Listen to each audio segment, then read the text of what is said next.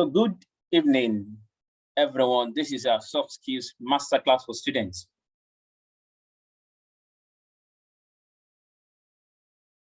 My name is Abiola from Awokiyesi for those that will be joining us later after now. I'm a soft skill instructor at Mindklass. As an introduction, Mindklass in the year 2019 carried out a research among young students on the reason why they are performing poorly in their study. And it was found in the study that very close to the major reason, which is a lack of motivation to study, is the found problem, which is that students, around 60% of the students said that they are having problem with retention. And that is the reason why we are looking at the study this evening, the Science of Retention Part 2. We had the Part 1 class yesterday. You can visit mindklass.com to have a view of the first part. So by the end of this course, we trust students will understand what science of retention means. We understand how the memory works, which we learned yesterday. We'll understand the methods that can aid remembrance. We know how to use these skills that we'll be learning in this class to their own advantage. What is science of retention? This refers to the method of using certain skills, knowledge, to improve storage and recall of information from the memory. The first aspect of using one's memory is the storage of information in the memory. And it can be very easy and very hard to store information in the memory.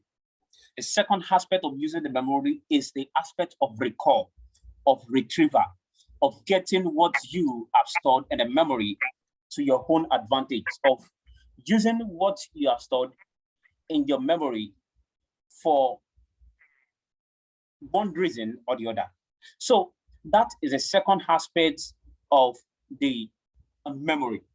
And it's important to understand that the word memory suggests that for things, for information, for ideas to get stored in this memory long enough, it has to be worth remembering. It has to be something that is insightful, something that is created through creativity, for the memory to fall in love with what is being stored in, and for that thing to stay long enough in the memory. So that is why we are looking at a study this evening, how to improve the memory. So we have talked about 1 to 3 points on how to improve the memory in the yesterday's class. So today we'll continue from the number 4. So number 4 is main points and the use of acronym. The use of the main points and the use of acronym.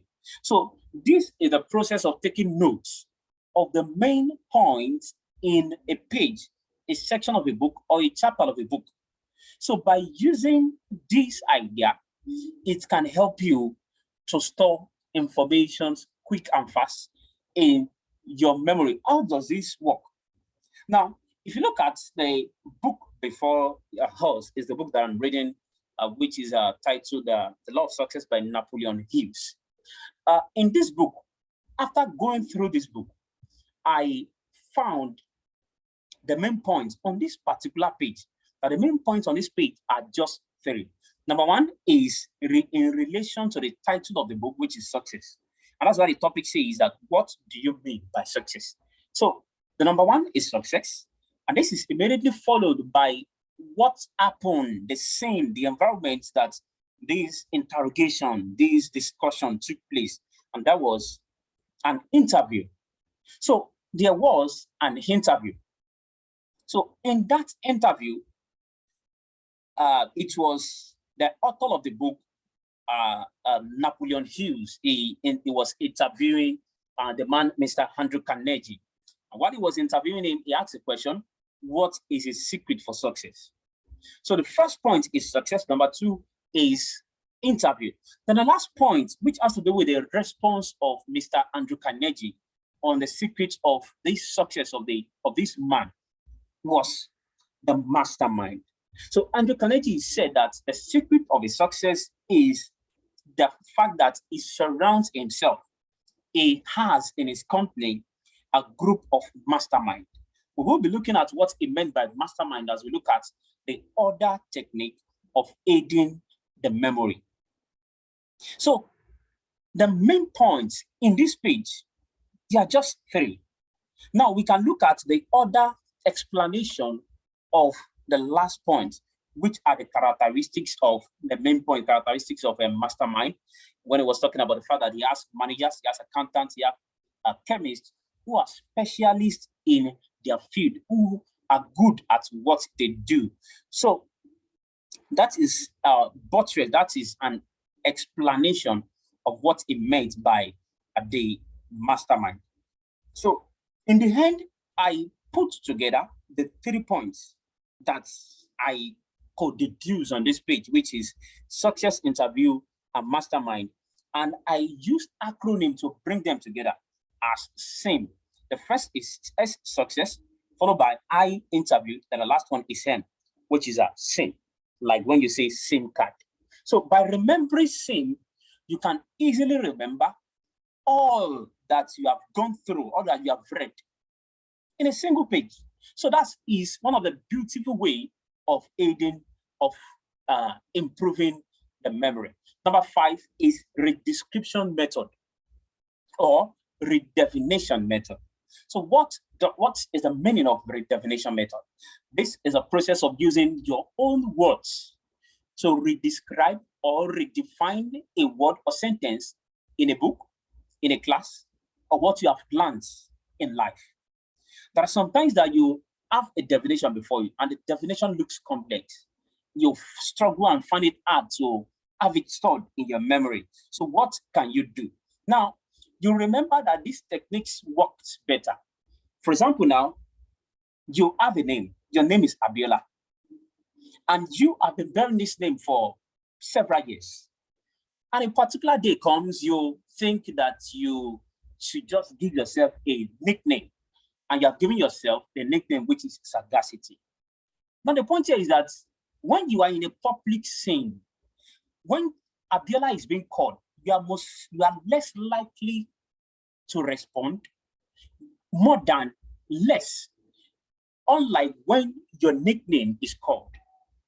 So this implies that very few guess the nickname. This implies that you will remember the nickname better because the nickname is given by you, by yourself. Now, the second aspect to this is, if you look at the definition before us, which is the definition of marketing. It says marketing is the action or business of promoting and selling products and services, including market research and advertisement. This is a definition gotten online.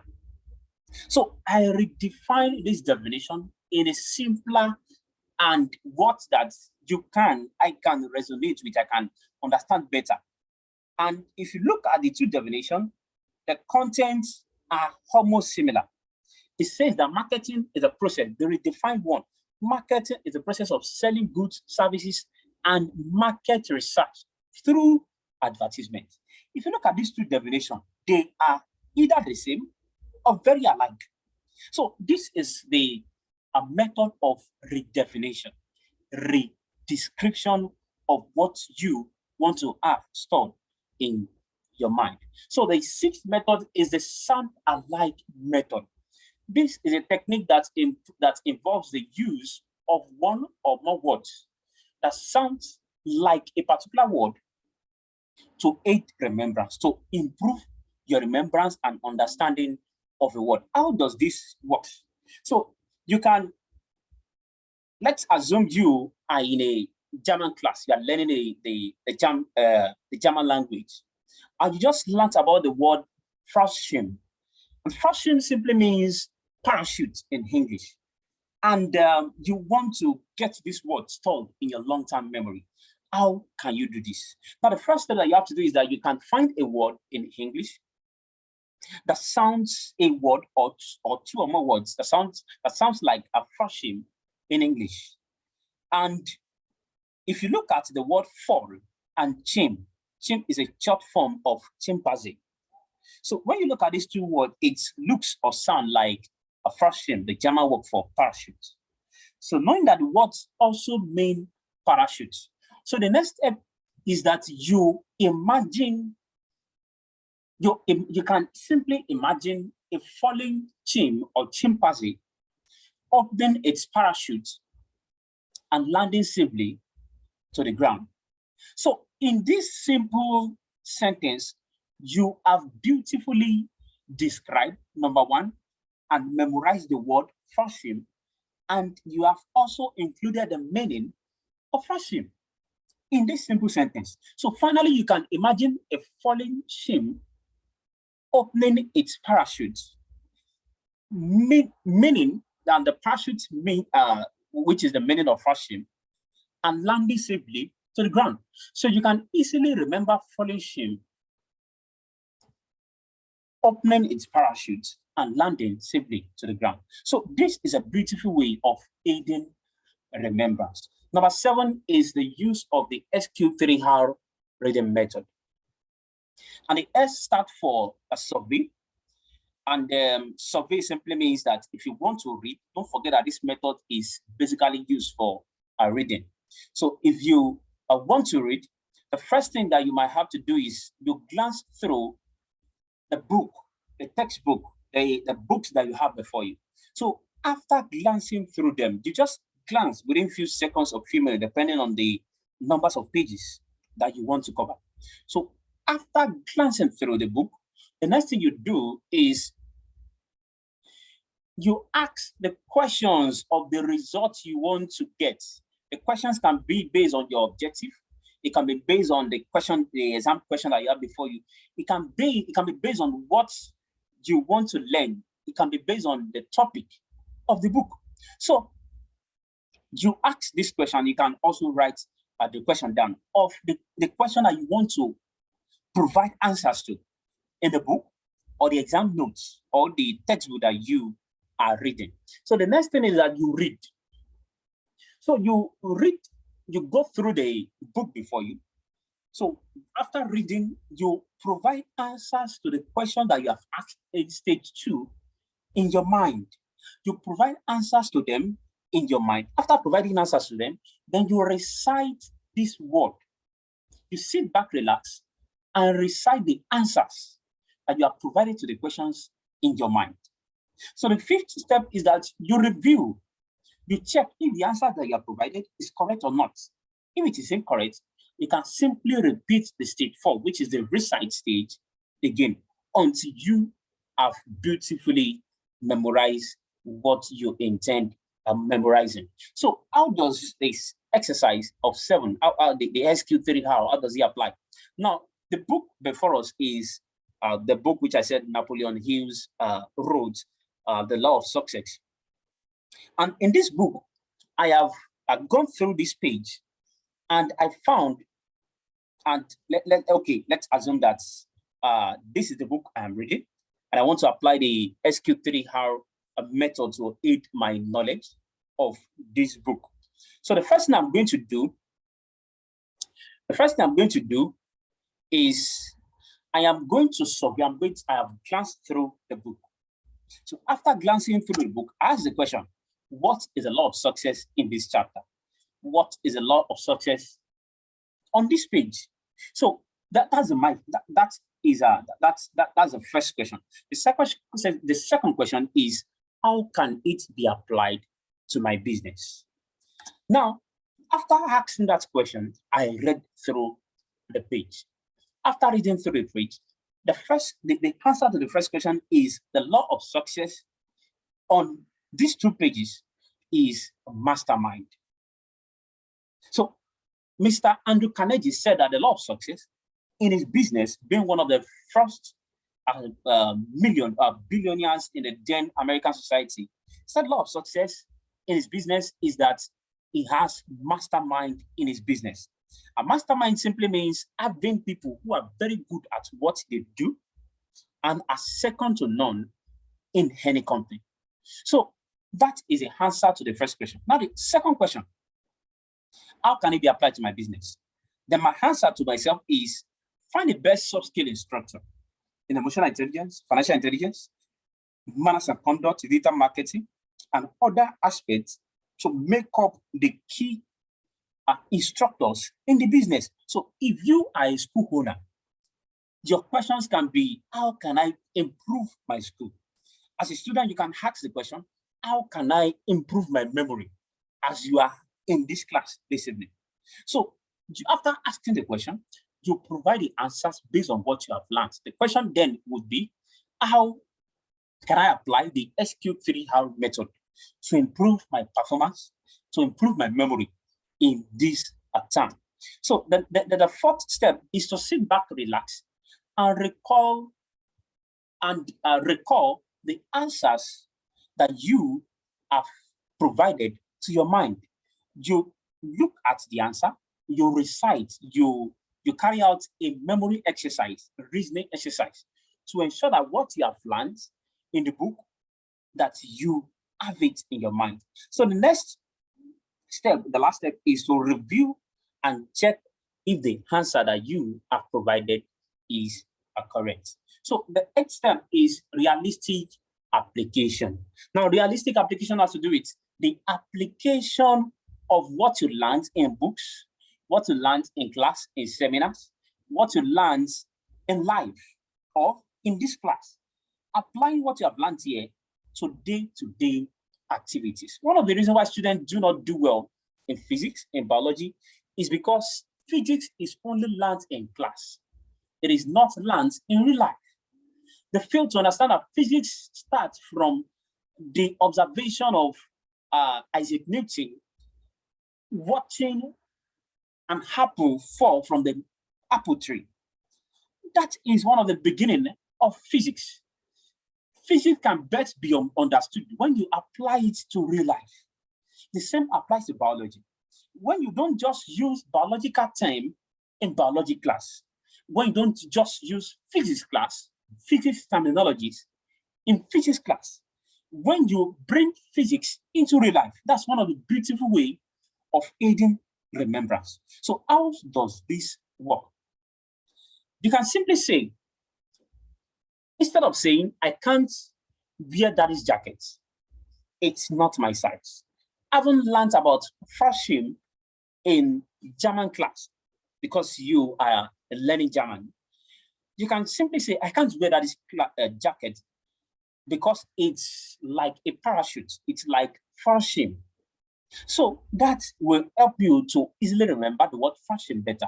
Instead of saying, I forgot the last feature of living things, my memory failed me. Having learned about hippocampus in a biology class, you can simply say that I forgot the last feature of living things. My hippocampus failed me. So this will not just limit biological terms to biology class. So number 9 is audio learning. It is said by researchers that 85% of our learning is derived from listening. And that's why the first few years of a child, that child learns by listening to what is being said by mom, by dad, by the environment.